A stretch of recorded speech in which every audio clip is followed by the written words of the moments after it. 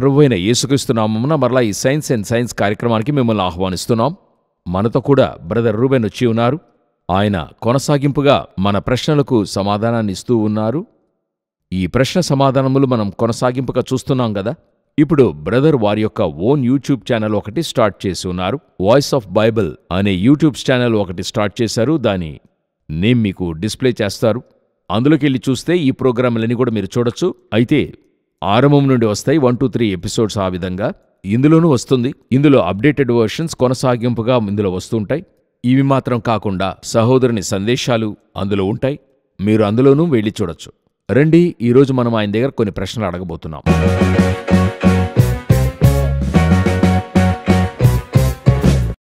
Praise the lord brother. Praise the lord. Thanks for coming. Thanks for your invitation. కంటిన్యూగా మనం ఎన్నో ప్రశ్నలు చూస్తూ ఉన్నాం. సమీపములో జరిగిన సంభవాన్ని మీతో మాట్లాడుతున్నప్పుడు మీరు చెప్పారు. దానినే మొదటి ప్రశ్నగా ప్రశ్నించాలనుకుంటున్నాను. మీరొక యూత్ మీటింగ్ని మీరు జరిపించినట్టుగా మీరు చెప్పారు. ఆ యూత్ మీట్లో అక్కడ ఒక క్వశ్చనర్ టైంలో ఏది ప్రయారిటీ, మీ యొక్క యవ్వన జీవితంలో దేనికి ప్రాముఖ్యత ఇస్తున్నారు అని మీరు ప్రశ్నించారు. అందులో జవాబుగా వారు మీతో చెప్పిన కొన్ని విషయాలు మీరు పంచుకున్నారు. అవి ఎంతో నాకు షాకింగ్గా ఉండినవి. ఏంటంటే వారు మొదటిగా ఇచ్చిన జవాబు నాకు షాకింగ్ లేదు. ఈరోజు అదే పరిస్థితి. చివరిగా చెప్పిన జవాబు ఎంతో షాకింగ్గా ఉండింది. అది మీరే చెప్తే ఎంతో బాగుంటుంది కదా, చెప్పండి. Praise the lord. Once again thanks for your invitation. మనం ఏం మాట్లాడుకున్నామంటే కొంతకాలం క్రితం ఒక యూత్ మీటింగ్లో యూజువల్గా ఆ యూత్ మీటింగ్ స్కూల్ ఆ యొక్క హైయర్ సెకండరీ ఆ సెగ్మెంట్ నుండి మేబీ అప్పుడే పనికి వెళుతున్నటువంటి ఒక 20-30 మంది. వారి దగ్గర నేను అడిగాను, ఒక మ్యారేజ్ చేయాలనుకుంటున్నారు, అమ్మాయి కానివ్వండి అబ్బాయి కానివ్వండి, ఏవివి ప్రయారిటీగా ఉండవచ్చు, మీరొక 7 నుండి 8 పాయింట్లు నాకు చెప్పండి అని చెప్పాను. 7 నుండి 8 పాయింట్లు చెప్తే చాలు. ఒక్కొక్కటిగా చెప్తున్నారు. వారు సీక్వెన్స్గా చెప్తున్నారు. Point number 1, salary. మొదటే శాలరీయే ఈరోజు ఫస్ట్లో ఉంది. ఫస్ట్లో ఉండేది శాలరీ. ఓకే. తర్వాత point number 2, requirement number 2, condition number 2గా పెట్టుకోండి, ఎడ్యుకేషన్. తర్వాత థర్డ్ కండిషన్ ప్రాపర్టీ, ఆస్తి ఉండాలి. ఆస్తి ఎంత ఉంది? సరే. 4వ కండిషన్ బ్యూటీ, సౌందర్యం. శాలరీ, ఆస్తి, చదువు తర్వాతే సౌందర్యం వస్తుంది. డబ్బు, అటు తర్వాత చదువు, ఆస్తి, తర్వాత సౌందర్యం. ఓకే. 5వది కండిషన్ నెంబర్ 5, క్యారెక్టర్. ఒకరి యొక్క క్యారెక్టర్ ఆ తర్వాత ఇంపార్టెంట్. అటు తర్వాత వస్తుంది. ఆ తర్వాత 6వ పాయింట్ హైట్, ఎత్తు. ఓకే. చైనా వాళ్ళకి దారే లేదు బ్రదర్. సరే. 7వ పాయింట్ ఫ్యామిలీ బ్యాక్గ్రౌండ్, పెద్దగా కేసులు ఏవి ఉండకూడదు. ఆ విధంగా ఇందులో ఏదో ఒక పాయింట్ మిస్ అవుతున్నట్టుంది. అంటే 7వ పాయింట్ దగ్గర నేను సూచించా. ఆ తర్వాత కనిపెట్టారు. ఏం చెప్పారంటే స్పిరిచువాలిటీ, ఆ ఆధ్యాత్మిక కార్యం. అది 8వ పాయింట్. అది మీరు స్ట్రెస్ చేసి అడిగిన తర్వాత అది 8వ పాయింట్. నేను 8 పాయింట్లు చెప్పమని ముందే చెప్పా. 7 నుండి 8 పాయింట్లు చెప్పమన్నాను. ఆ 8వ పాయింట్లో వచ్చిన రెస్పాన్సే స్పిరిచువాలిటీ. మరి చివరికి వెళ్ళిపోయిందా? అవును. ఈ రోజున్న యూత్ వారి మనస్థితి ఇది నిదర్శనమైన నిజము. ఏంటంటే ఈ పిల్లలు నిజాన్ని చెప్పారు. సరే. కొంచెం హైఫై ఎన్విరాన్మెంట్లో ఒక స్పిరిచువల్ చర్చ్లో ఉన్నవారిని అడిగితే వారు నిజాన్ని చెప్తారా అనేది తెలియదు. చర్చ్లో ఉండేవారిని అడిగితే అక్కడ ఒక బ్రాండ్ ఉంది కదా, బ్రాండ్లో ఉంటున్నప్పుడు వేరే వర్షన్లో కనపడుతుంటారు. అవును, అడిగేవారిని బట్టి కూడా ఉంటుంది. అవునా? ఇప్పుడు ఒక ప్రఖ్యాతి సంగీత దర్శకుడు అడిగితే ఆయన పాటే చెప్తారు, మీ పాటంటే మాకు ఇష్టము. అవును.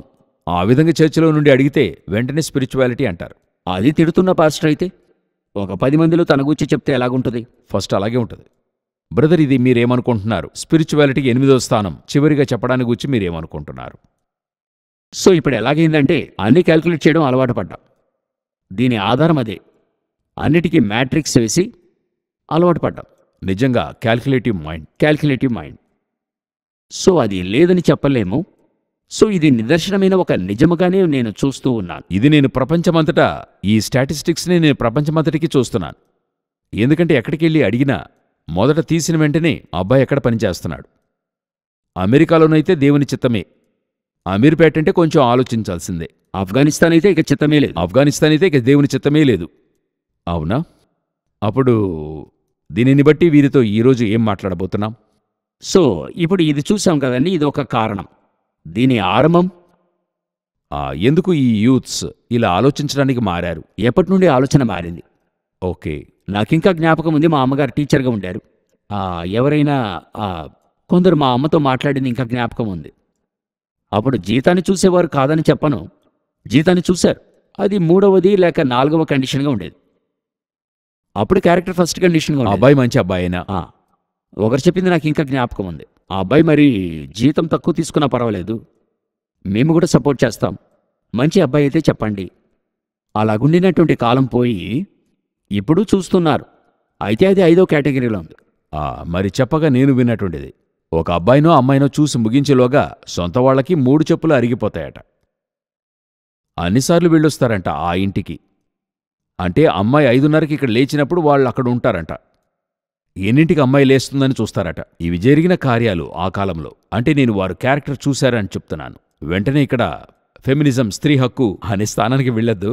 నేను చెప్పేది అబ్బాయి కానివ్వండి, అబ్బాయి ఎక్కడికి వెళ్తున్నాడు, ఏం చేస్తున్నాడు, ఎవరితో మాటలు, అలవాట్లు అన్నీ కూడా చూసినటువంటి ఒక కాలం ఉండింది. ఈరోజు మరొకటి చెప్తున్నారు. పిల్లలంటే అలాగే ఉంటారండి అని చెప్తూ ఉంటారు.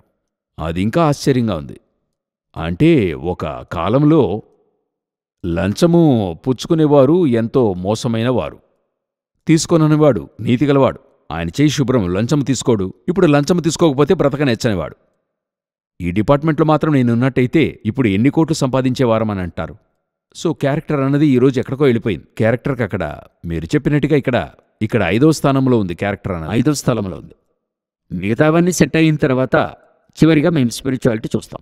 ఈ విధంగా ఉండేటువంటి యూత్స్, ఈ జనరేషన్ ఇలాగుండడానికి బేసిక్ కారణం ఏదై ఉండొచ్చు అనుకుంటున్నారు? ఫౌండేషనల్ ప్రాబ్లం వచ్చి మరలా ఓల్డ్ వ్యూవే, బిలీఫే. ఇంకా స్పష్టంగా చెప్పండి. సో ఇప్పుడు నేర్చుకునేటువంటి పాఠాలు కానివ్వండి, అన్నీ కూడా మ్యాట్రిక్స్ బేస్డే. ఓకే. ఇప్పుడు మనం ఎలా అంచనా చేస్తాం? గ్రేడ్తో.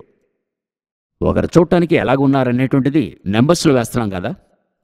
ఆయన మరి చూడటానికి బ్యూటీని 1 to 5 స్కేల్లో మీరెంత చెప్తారని మ్యాట్రిక్స్ వేస్తున్నారు. అవును, ఇప్పుడు అన్ని కూడా అలాగే అడుగుతున్నారు. ఏ నెంబర్ విలువ మీరు ఇస్తారు ఈయనకి?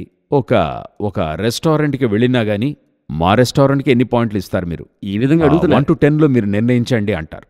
అదేవిధంగా ఇప్పుడు మీరు ఒక క్యాబ్ వాడుతున్నారు, ఇతనికి ఎన్ని పాయింట్లు ఇస్తారు మీరు? ఓకే, 5 స్టారా 3 స్టారా? ఓకే. సో అన్నిటినీ కూడా మనం వచ్చి నెంబర్లు వేసి క్యాల్కులేట్ చేస్తున్నాం. ఎందుకు ఇలాగ క్యాల్కులేట్ చేయడం ఆరంభించామన్నది 2 ఎపిసోడ్స్ తర్వాత చూద్దాం. లేకపోతే గాడ్స్ విల్లింగ్ నెక్స్ట్ ఎపిసోడ్లో చూడొచ్చు. ఓకే. దీనికి ఆధారం ఏంటని చూస్తే మన విద్య. దానికి కొన్ని ఉదాహరణలు ఇవ్వాలనుకుంటున్నా. మీ ఉదాహరణే బ్రదర్ వెరీ ఇంపార్టెంట్. అనేకులు అది ఎదురు చూస్తున్నారు. రైట్. అరౌండ్ 2015వ సంవత్సరం మార్టిన్ చిక్రిలీ అనే ఒక ఆయన ఉండాడు. ఈయన ప్రొఫెషన్ ఏంటంటే ఫండ్ మేనేజర్. అందరి దగ్గర ఫండ్ తీసుకుని ఈయన ఎలా లాభవంతంగా ఫండ్ డెవలప్ చేయొచ్చన్నదే ఈయన రోల్. ఈయనేం చేస్తున్నాడు? అమెరికాలో ఒక పర్టికులర్ ట్యాబ్లెట్ ఉంది, డారాఫ్రిమ్ అనేది. ఓకే. ఈ డారాఫ్రిమ్ యొక్క మ్యానుఫ్యాక్చరింగ్ రైట్స్ ఆ కంపెనీ నుండి కొంటున్నాడు. ఆ డారాఫ్రిమ్ యొక్క రైట్స్ని కొని అంతకుముందు వరకు దాని ఖరీదును చూసినట్లయితే ఒక మాత్ర ఖరీదు $13 అమ్మేవారు. American dollar. మన డబ్బుకు చూస్తే $1000 అనుకోండి. కమ్స్ అరౌండ్ ఒక మాత్ర ఖరీదు అంత ఉంది. రైట్స్ ఈయన కొన్నాడంటే ఈయన నియమించేదే కదా ధర. అంటే దాని యొక్క లాజిక్ అదే కదండి, ప్రభుత్వం నుండి ప్రైవేటు వారికి వెళ్ళినట్టుగా. అవును. ఓకే. ఆ మెడిసిన్ అమ్మేటువంటి కంపెనీ నుండి ఈయన ఆ రైట్స్ని కొని ఈ మందు యొక్క ఖరీదుని 5000 రెట్లు పెంచాడు. ఓ గాడ్. $13 అమ్మే ఆ మెడిసిన్ని $750 మార్చాడు. $750? Some $50.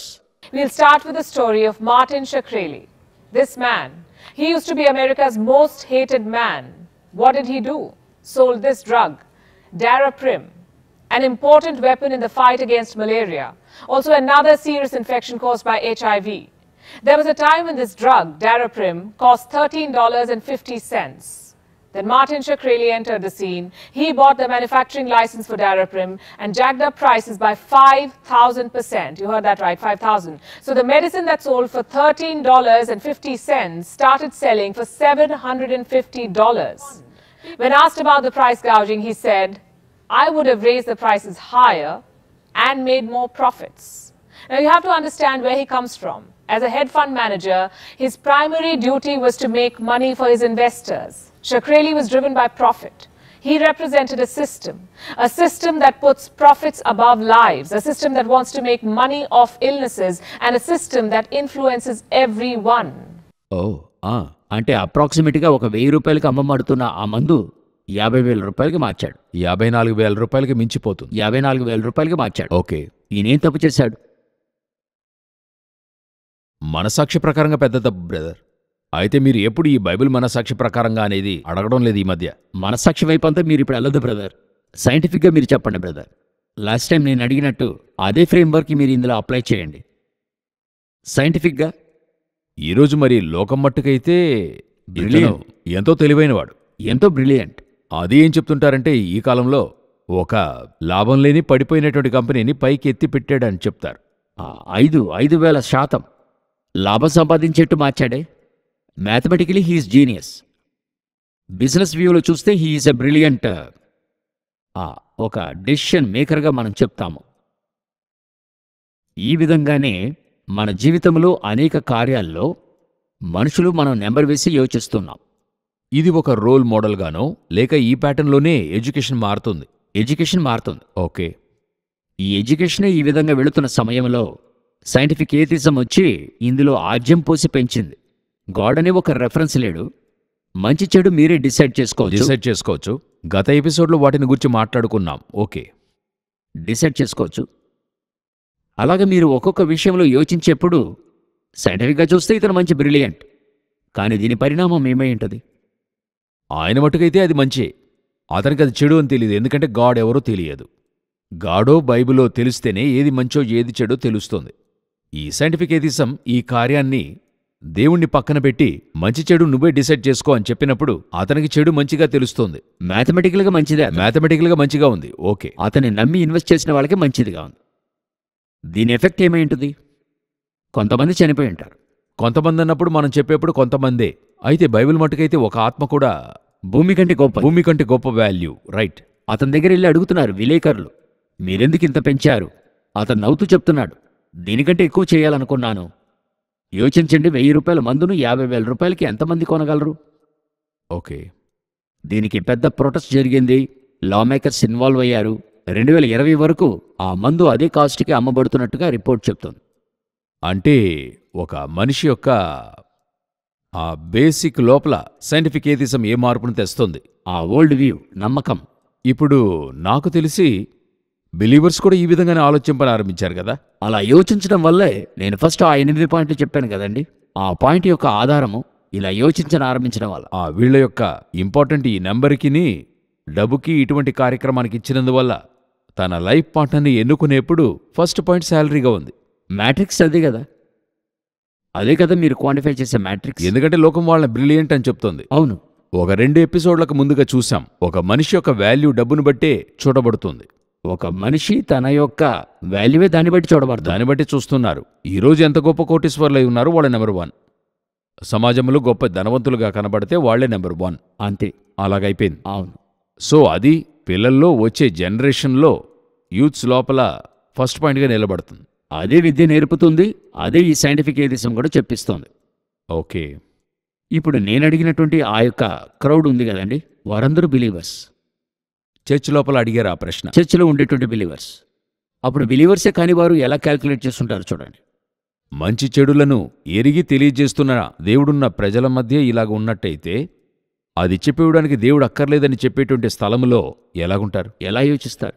సో ఇదే మరి బిలీఫ్ యొక్క ఆ ముఖ్యత్వము, అదే అని కూడా. బిలీఫే అన్ని కంటికి కనబడకపోయినా మనం దేవుని మీద ఉంచిన నమ్మకము, అది మాత్రమే ఆ ఓడ యొక్క చుక్కాని, ఆ రడ్డర్ లాగా అనమాట. కంటికి అది కనపడదు, అయితే అదే డైరెక్షన్ సూచిస్తుంది. ఓకే. సో ఇప్పుడు మన సైన్స్ చూసాం, ఇది చూసాం. బైబిల్ ఏం చెప్తుందో దాన్ని చూద్దాం. మరి దానికి ముందు ఒక ప్రశ్న ఉంది బ్రదర్. ఇప్పుడు పిల్లల్ని చదివించేప్పుడు లేకపోతే మరొక జనరేషన్ ముందు జనరేషన్లో ఉన్నవారు తమ పిల్లల్ని తీసుకెళ్లేప్పుడు వారి వ్యూలో ఇంజనీర్ అవ్వాలి, డాక్టర్ అవ్వాలి అనేటువంటి వారి మైండ్ని వారిని ఈ వ్యూలోనికే కదా తీసుకెళ్తుంది. ఇన్ ద సెన్స్ అలాగే పేరెంట్స్ కూడా వారి పిల్లల్ని అలాగే నడుపుతున్నారు. అలా వారు అలాగుంటేనే మరొక జనరేషన్లో నీకు విలువ ఉంటుంది. లేకపోతే నువ్వు అణగార్చబడతావు, లేకపోతే సమాజంలో అంగీకరించబడకుండా పోతావు అనేటువంటిది వారిలో ఒక విత్తనం పడిపోయింది. దాని తాకిడే అది కూడా కదా. వారిని అలా యోచింపజేసింది ఈ విద్య, ఈ యొక్క వరల్డ్ వ్యూ కూడా. అందువల్లనే మినిస్ట్రీకి ఒకరిని పిలిస్తే అతను ఈ లెవెల్లోనే యోచిస్తున్నాడు మినిస్ట్రీని. నేను పెద్ద లెవెల్లో ఉండాలి, కారు ఉంచుకోవాలి, ఇల్లు ఉంచుకోవాలి, అప్పుడే నన్ను మినిస్ట్రీలు గౌరవిస్తారు. ఈ సైంటిఫిక్ ఏథిజం అన్నది పరోక్షంగా మినిస్ట్రుల సేవకుణ్ణి బాధిస్తుంది. ఇప్పుడు మనం దీన్ని సర్వసాధారణంగా ప్రాస్పెరిటీ డాక్ట్రిన్ అన్నట్టుగా ఒక మాటలో చెప్పి వెళ్ళిపోతున్నామే గాని, ఇప్పుడు మీరు ఇది ఎక్స్ప్లెయిన్ చేస్తున్నప్పుడు నాకు ఇది ఏం తెలుస్తుందంటే, వీళ్ల లోపల ఈ థాట్, వరల్డ్లో ఉండే థాట్ మ్యాట్రిక్స్ నంబర్స్, ఇది అట్లే వీళ్లలోనూ కనపడుతుంది కదా. పలుచోట్ల ఇప్పుడు ఉదాహరణకు చెప్తున్నాను, ఒక మీటింగ్కి 5,000 మంది వస్తే పెద్ద కూటం అంటున్నాం కదా. పెద్ద సేవకుడు పెద్ద కూటం అంటున్నాం. భయంకరమైన రివైవల్. యేసుక్రీస్తు ఒక సమరీ స్త్రీతో మాట్లాడినట్టు ఈరోజు చేస్తే ఎవరలేదండి, ఒకరే ఒకరు వచ్చారు. ఆ నెంబర్ ఇక్కడ కూడా వస్తుంది కదా. ఇప్పుడు దాని యొక్క బేసిక్ ఈ యొక్క ఎడ్యుకేషను, ఈ సైంటిఫిక్ వరల్డ్ వ్యూ చెప్పించే విషయమే. చాలా సీరియస్ ఇష్యూ బ్రదర్ ఇది. ఇప్పుడు మనం మాట్లాడేది సీరియస్గా మనకు అర్థమవుతుంది. బట్ ఆ చర్చో లేక ఆధ్యాత్మికంగా ఉన్నవాళ్ళు సర్వసాధారణంగా తీసుకుంటున్నారనుకుంటున్నా. ఇంకొకటి, ఇది నిదర్శనమైన నిజం అనేటువంటిది మనం అర్థం చేసుకుని తీరాలి. అది లేదని చెప్పి ఇలాగే ఉంది లోకపోకడ, ఇట్లే వెళ్తుంది. బట్ లోకపోకడలో వెళ్ళలేం కదా. యాజ్ ఎ బిలీవర్గా నేను చెప్తున్నాను, నా పిల్లోడిని అలా నడపలేను కదా. డబ్బు చూసుకో, మరో సంవత్సరం మరో ట్రిప్పులో నువ్వు సర్వైవ్ కావడానికి ఏం చేసుకుంటావో దానికి తగినట్టుగా అమర్చుకో అని చెప్పలేం కదా. అలా చెప్తే నేను కూడా ఇందులో ఒక వ్యక్తిగా అయిపోతాను కదా. ట్రూ. దేవుణ్ణి పట్టుకో, దేవుడు ఎలా చెప్తున్నాడో విను, అలా నడుచుకోమంటేనే కదా నేను స్పిరిచువల్గా వెళ్ళగలను. ట్రూ. అప్పుడు యూత్ వారి మనోస్థితి మారడానికి మొదటి జనరేషన్ కూడా ఒక కారణంగా ఉంది. మొదటి జనరేషన్ ఇంత ఉండింది, అది ఇంక్రిమెంట్ అయ్యి ఈ జనరేషన్ ఇంతవరకు వచ్చింది. ఇప్పుడు పేరెంట్స్ వేసే ప్రెషర్ కూడా అంతే ఉంది కదా. అవును. ఇప్పుడు ఓవరాల్గా సమాజం అన్నది దాని వైపుగా సాగింది. ఆల్రెడీ పోయింది. ఇంకా పోలేదని మనం చెప్పలేము, ఆల్రెడీ పోయింది. సాధ్యమైనంత వరకు ఏ లెవెల్కి మనం సేఫ్గా ఉంటామో అంతగా మంచిది. మీరు బైబిల్ ప్రస్తావించే ఒక కార్యాన్ని చెప్తున్నారు, చెప్పండి. సరే, బైబిల్ ఏం చెప్తుంది? ఇప్పుడు మార్టిన్ చిక్రెలీ ఈయన వర్కౌట్ చేసిన మ్యాథమెటిక్స్కి అదెంతో కరెక్ట్. ఇప్పుడు బైబిల్ ఏం చెప్తుంది అని చూసినట్లయితే, చావునకై పట్టబడిన వారిని నీవు తప్పించుము, నాశనమునందు పడుటకై జోగుచున్న వారిని నీవు రక్షింపవా? ఈ సంగతి మాకు తెలియదని నీవనుకొనిన ఎడల హృదయములను శోధించువాడు నీ మాటను గ్రహించును గదా. నిన్ను కనిపెట్టువాడు దాని నెరుగును గదా. నరులకు వారి వారి పనులను బట్టి ఆయన ప్రతీకారము చేయును గదా. మార్టిన్ చిక్రెలీ చేసింది మరి సైంటిఫిక్ వరల్డ్లో కరెక్ట్. కానీ దేవుని యొక్క ప్రిన్సిప్స్, ఆయన చట్టం ఏం చెప్తుందంటే, ఒక మనిషి చనిపోతున్నాడా, మన వలన ఒకరిని రక్షింపగలమా? సాధ్యమైనప్పుడు ఖచ్చితంగా చేయాలి. ఇంకా కొంత తేటగా చెప్పాలంటే, నీ దగ్గరున్న మందు వల్ల అతన్ని కాపాడగలవా?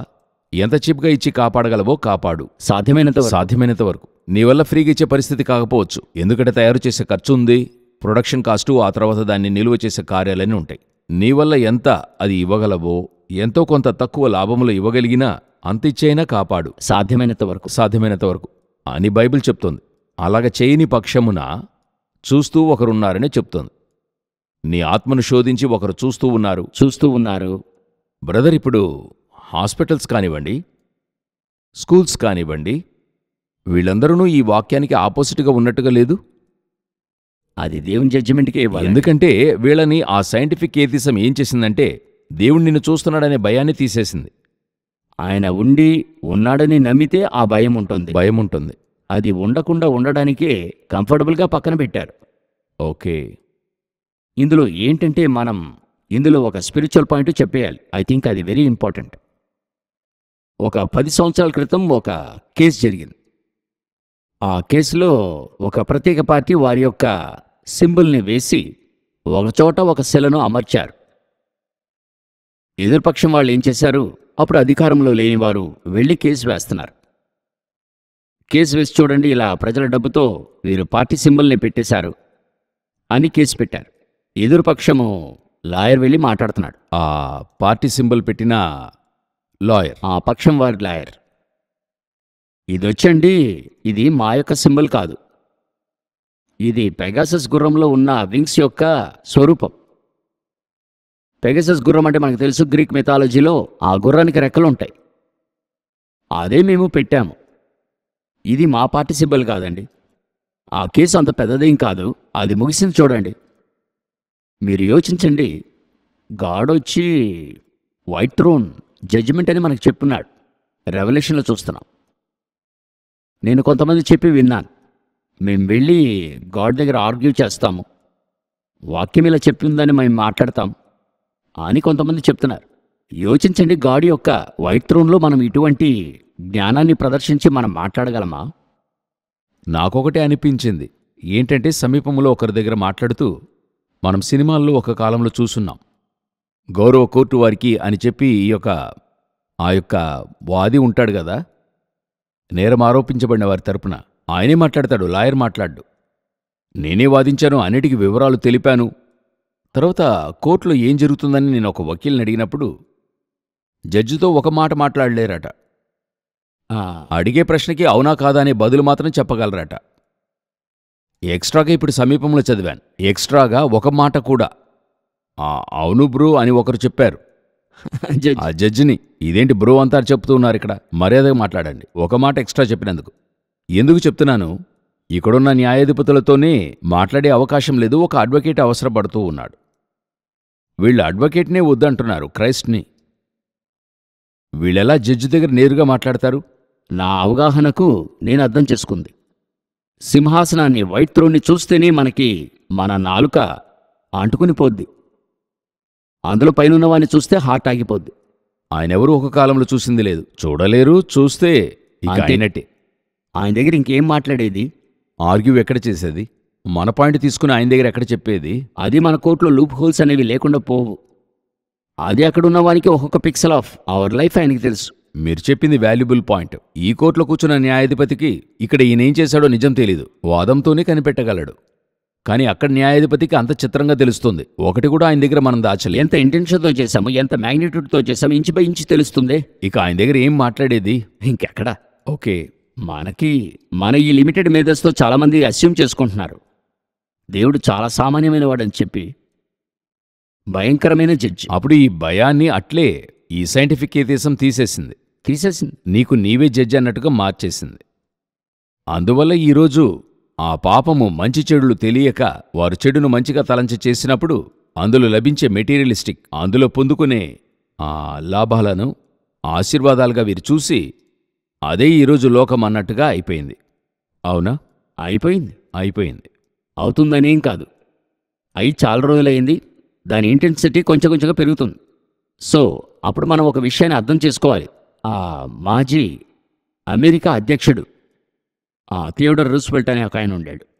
ఆయన చెప్తున్నాడు ఈ విద్యను గురించి. అంటే ఒక చదవని స్కూల్కి వెళ్ళని వ్యక్తి ఒక ట్రైన్లో ఉండేటువంటి వస్తువుని దొంగలించుకుని వస్తాడు. అతను దొంగలించాలంటే ట్రైన్లో ఉండేటువంటి ఒక వస్తువుని దొంగలిస్తాడు. అదే వ్యక్తి ఒక యూనివర్సిటీ గ్రాడ్యుయేట్ అయింటే ఆ ట్రైన్నే దొంగలించుకుని పోతాడట. నేను చెప్తాను, చదవనివాడు గుండు పెడతాడు, చదివినోడు గుండు కని పెడతాడు. ఎందుకంటే ఇతను చదువుకోనందువల్ల ఏం తెలీదు, ఇచ్చింది పెడతాడు, ఇక్కడ పెట్టమంటే పెడతాడు. చదవనివాడు గుండు పెడతాడు, చదివినవాడు గుండు కని పెడతాడు. కొత్తది. సో అప్పుడు జ్ఞానంలో ఒక సీక్వెన్స్ ఉంది. వాక్యంలో స్పష్టంగా ఉంది, యెహోవా యందు భయభక్తులు కలిగి ఉండుటే జ్ఞానమునకు మూలం. మూలం అంటే ఏంటి? Foundation start. ఈ మధ్య చెన్నై పట్టణంలో చూస్తున్నప్పుడు నాకు ఆశ్చర్యంగా ఉండింది. ఈ ఓఎంఆర్ ప్రాంతంలో 30-40 అంతస్తులు ఉన్నాయి. దానికి ఫౌండేషనే కదా ముఖ్యం, ఆ కట్టడానికి పునాది. అప్పుడు జ్ఞానం అన్నది దేవుని యొక్క జ్ఞానమందు ఆ జ్ఞానం మూలంగా ఉంటే అది చాలా మంచిది. అది ఈ రోజు మాత్రమే కాదు, ఇటర్నిటీ వరకు మంచిది. అది దేవునిలో భయపడుతూ దానికి పైన మిగతా జ్ఞానాలుంటే మంచిది. దేవుని యందు భయభక్తులే జ్ఞానానికి అదే ఫౌండేషన్. అది లేకుండా, గాడే లేకుండా బిల్డింగ్ కడితే ఏ కాదో ఆ కదే. ఇప్పుడు ఈ సైంటిఫిక్ ఏథిజం అన్నది అదే చేస్తుంది. ఆ బేస్ లేకుండా కట్టడం అన్నది, ఆ దేవుని యందు భయభక్తులు లేకుండా వీరు కనిపెట్టే విషయాలు అదే. కొన్ని సమయాల్లో నేను చూస్తున్నా ఒక తెగువ అన్నది కలుగుతుంది వీళ్ళకి. ఏ తెగువకి ఈ స్థాయి వెళ్ళిందంటే లేటెస్ట్గా ఒక న్యూస్ చదివాను. ఇక స్త్రీ జాతే అక్కర్లేదు, దానికి బదులు ఒక స్త్రీ రోబోట్ని కనిపెట్టి, ఇప్పుడు నేను చెప్పేది కపుల్ ఆఫ్ వీక్స్, చూశానండి, నేను కూడా ఆ న్యూస్ చూశాను. ఆర్టిఫిషియల్ వూంబ్ ఉంది. అందులోనైతే ఆ స్త్రీ జాతి యొక్క మొత్తాన్ని, ఒక స్త్రీ వల్ల ఏమేమి కలుగుతుందో అన్నిటిని కూడా చేసుకోవచ్చు అని చెప్పి ఇక స్త్రీలో అవసరం లేదు, ఆర్టిఫిషియల్ వూంబ్తో వస్తుంది. నేను ఇదేదో కనిపెట్టారని చూడటం లేదు, తెగువగా చూస్తున్నా. అగెయిన్స్ట్ టు నేచర్, అది against to God. Against to God. వాళ్ళ చూపులో అగెయిన్స్ట్ టు నేచర్, మన దృష్టిలో అగెయిన్స్ట్ టు గాడ్. అది దేవుడు ఒకటి క్రియేట్ చేసున్నాడు, అది సహాయకారి అన్నాడు, అది లేకుండా ఉండుట మంచిది కాదంటున్నాడు. అటువంటి సృష్టిని అవసరం లేదని ఒకటి చెప్తున్నాడు. దానికి కారణమొచ్చి ఈ యొక్క జ్ఞానం. కాని ఈ జ్ఞానము దేవునికి భయపడకుండా ఒకరు చేసేదే. అది దేవునికి భయపడితే చేయడు, వాడు డెఫినెట్గా చేయడు. అలా మీరు తీసుకున్నట్టయితే ప్రత్యేకించి ఈ 30-40 సంవత్సరాల్లో లేక ఒక 60 సంవత్సరాల్లో కనిపెట్టే వాటిల్లో దేవునికి భయపడక కనిపెట్టేవిగానే ఉన్నాయి. కనిపెట్టినవి, వాటిని ఉపయోగించిన రీతి, యూజ్ చేసే రీతి, కనిపెట్టిన విధానాలన్నీ కూడా దేవుడనేటువంటి ఆ భయానికి పైన లేనటువంటి జ్ఞానం. అది సెల్ఫ్ సెంటర్డ్ విస్డమ్. అవును. ఇప్పుడు అందువల్ల వీళ్ళకి లభించేటువంటి ఫలాలు లోకానుసారం. అందువల్ల వాళ్ళకిప్పుడు తప్పుగానే తెలియలేదు ఇది. ఆ ఒక వాక్యాన్ని హింట్ చేయాలనుకుంటున్నా. వాక్యం చెప్తుంది, శ్రేష్టమైన ప్రతి ఈవియు, సంపూర్ణమైన ప్రతి వరమును పరసంబంధమైనదై జ్యోతిర్మయుడగు తండ్రి యొద్ద నుండి వచ్చును. మరొక ఇంప్లికేషన్, మంచి అంటే ఏంటో డిఫైన్ చేయగలిగిన ఒకే వ్యక్తి గాడే. ఓకే. మంచి అనే స్టాండర్డ్ ఫిక్స్ చేయగలిగిన ఒకే ఒక వ్యక్తి గాడ్ మాత్రమే. సో ఒక విషయంలో మనం తప్పు చేస్తాం. ఏం తప్పు చేస్తామంటే, ఏ బుక్ దేనికి రెఫర్ చేస్తున్నాం అనేది తెలియకుండా పోతుంది. ఒక ఉదాహరణకు చెప్తాను. ఒక సాంబార్ పెట్టాలి. సాంబార్ పెట్టాలంటే ఏ నిఘంటువో ఏ నవలో తీసి చదువుతూ ఉంటామా? వంటను నేర్పే బుక్ తీసి చదువుతాము, కరెక్ట్. అదే చదువుతాం కదండి. ఇప్పుడు కెమిస్ట్రీ బుక్లో ఉండే విషయాన్ని మీరు బైబిల్లో తెరిచి చూడండి అని చెప్పలేదు, లేక ఫిజిక్స్ యొక్క ఎస్కే వెలాసిటీ యొక్క క్యాలిక్యులేషన్ని బైబిల్లో నుండి చూడమని చెప్పడం లేదు. మనమేం చెప్తున్నామంటే, ఎస్కే వెలాసిటీ చెప్తున్న బుక్లోకి వెళ్ళి మంచి ఏదో చెడు ఏదో చూడొద్దని చెప్తున్నాను. ఓకే.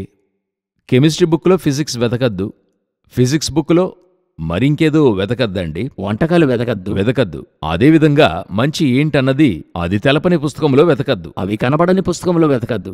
తెలిసిన బుక్లో వెతకండి. మంచి చెడు తెలిసినవాడు, అది రాసిచ్చినవాడు, విచక్షణతో ఉంచినవాడు, ఆ బుక్ను చదవండి. అప్పుడు మీకు మంచి చెడు తెలుస్తుంది. కరెక్ట్.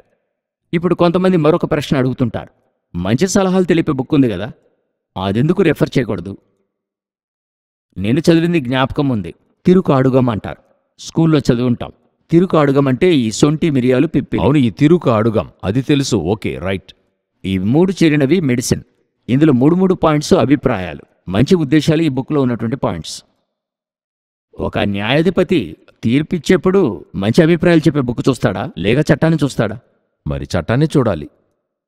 ఇందులోనే మీకు అర్థమై ఉంటుంది ఏది సరి. దేవుని మాట అన్నది అభిప్రాయం కాదు. These are all precepts, commands, laws. ఉపదేశాలు, చట్టాలు, విధులు. సో ఏది రెఫర్ చేయాలో మనమే తీర్మానించుకోవాలి. సో మంచి చెడు ఏమై ఉన్నదో అది చెప్పగలిగిన ఒకే ఒక పుస్తకం ఉంది, అది రాసిచ్చిన ఒక దేవుడున్నాడు. అక్కడికెళ్ళి వెతకాలి, ఆయన వెతకాలి. అప్పుడు మంచి చెడు ఏదో తెలుస్తుంది. ఆ మంచి చెడులు తెలిపేటువంటి దేవుని మీద మీ భయముతో మీ జ్ఞానాన్ని కుదుర్చుకుంటున్నప్పుడు మీ యొక్క అన్ని కార్యాలు కూడా సక్సెస్ఫుల్గా ఉంటాయి. సక్సెస్ఫుల్గాను ఇటర్నిటీ వరకు ఉంటుంది. ఇటర్నిటీ వరకు కూడా భద్రత. ఎంతో చక్కటి ఎక్స్ప్లెనేషన్, ఎంతో తేటగా ఉండింది బ్రదర్. దేవుని చిత్తమైతే కొనసాగింపుగా ఇంకా కొంత డీటెయిల్డ్గా మనం చూద్దాం. ఈ కార్యక్రమానికి వచ్చినందుకు వందనాలు.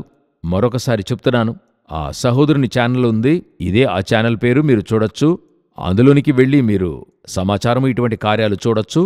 కొనసాగింపుగా మా కొరకై ప్రార్థించండి. మరొక ఎపిసోడ్లో మరింకా కొన్ని విషయాలు, దేవుని రాకడ ఆలస్యమైతే మనం ఇంకా చెప్పుకుందాం. God bless you.